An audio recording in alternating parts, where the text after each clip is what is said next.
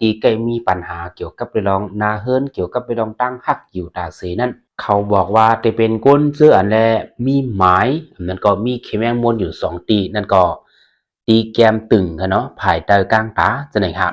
ตีในเนี่ยเพราะว่าก้นที่อันแลมีตุ่มเขมงมนหือหมายอยู่ไว้ตีไหนครับจังเด็กไก่ทั่วปัญหาเหมือนจังนางมีสู้ฮักมีกอฮักมีโผมีเมอยู่ก็จังถกหญ้าเปิ้นหิมเปิ้นหญ้าเปิ้นเก้าอันเกี่ยวกับไปลองตั้งฮักอันว่านั่นตื้นเตอยู่อำสาอำเสื้อไรเสปอกสังญาเปิ้นหญ้าเปิ้นเก้ากวยเสมกาบางปอกบางเหลอตุเจ้าเก่าเป็นเมหลงอยู่ลิลิถูกเปิ้นหญ้าเปิ้นเก้ากว่าเสลื่นสุดไวมาซ้ำจังขึ้นกว่าเย็นเป็นเมน้อยเปิ้นจะไหนก็จังเป็นไรก็เปิ้นจะไหนแลบ่มาผู้ใดพายค่ะเนาะตีมีตุ่มกิเมงมวนหือไม้ดีแกม2อันเนี่ยเยาก็ทบปัญหาเหมือนจังหนังคาเฮาลัดนี้ในอยู่เอาออกแปดค่ะ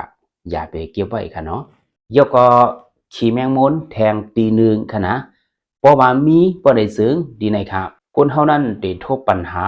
กามตั้งหักอ่ำลีกามนาเฮิรนอ่ำลีอยู่จ้อมกันก็เฮ็ดสังก็อ่ำดอกก่อสังก็อ่ำขึ้นกลุ่มกาไล่ทบปัญหาอันตุกอันหยาบเฮ็ดการจ้อมกันก็ป้อเตขึ้นใหญ่มาป้อเตมักมีมาขึ้นยบลงกว่าป้อหามีมาซึ่งเปิ้นก็อ่ำเป็นไรเสปอกมันตื่นแต่มีอันเสอันตำอันยาอันเก่าอยู่ตาเส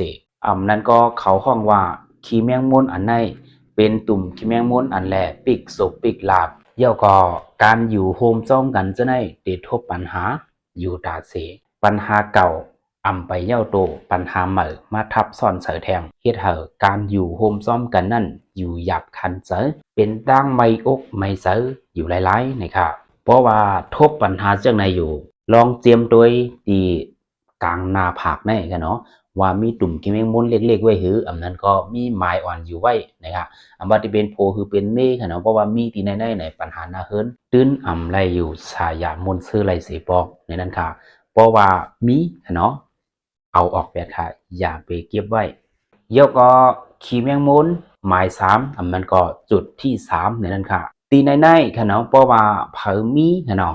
มันส่งพรยอนพรจะในลองถ่ายป้ายอยู่ลีนะครับนั่นก็เป็นตุ่มขี้แมงมุนที่อยู่ที่ในวงกลางตาที่ไหนคะนะอยู่ที่ในวงกลางตานะคะตีในค่ะเนาะใกล้เฮ็ดให้ก้นเฮาค่ะเนาะทบปัญหาลองถ่ายป้ายอยู่ดียุบย่อมอยู่ตาเสเป็นตั้งเป็นหายยศยาก็หายแค้นติวาวาสีปอกเป็นก้นโผก้นเมก้นมีนาเฮิรนตาเย่ก็กลุ่มกาไล่มดเซงกว่าซ้อมเป็นกายศยาตีวงกลางตานะครับเพราะว่ามีกลุ่มเขมงมนไม้อ่อนอยู่ไว้ที่ในดีเก็บไว้ในคะเนาะก็เปว่าก้นก็มีตุ่มเขมงมนตีในนั่นปัญหาลองป้ายอยู่ดีนั่นเย่าโตหายแค้นเตสีปอกตั้งเป็นผาดโดเสปอกในนั้นค่ะตุ่มขี้แมงมนที่ในมังก็เขาห้องว่าตุ่มขี้แมงมนเป็นตาที่3ดีๆมันใส่ค่ะเนาะจังเฮ็ดให้ก้นก่อนมีนั่นทบปัญหาลองป้ายอยู่ลีอยู่ตาเสเงินดองไหลมาก็บ่สู่ขึ้นเหลือกลุ่มกาหมดซ้อมเสียงจ้อมการลืมลาป้ายอยู่ลีอยู่ตาเสนั้นก็ก้นตีเป็นเยียวหวานเยียวเสียมหือไหนจะไหนค่ะใกล้เหลีเลยแทบ8ดินมือว่าไหนจะไหนที่เป็นก้นตีมีตุ่มขี้แมงมนอยู่ดีวงกลางตากำปะน้ำนะครับเพราะว่าเผามีอยู่หาลอกไล่เอาออกแบบเดลีดีสุดค่ะเนาะ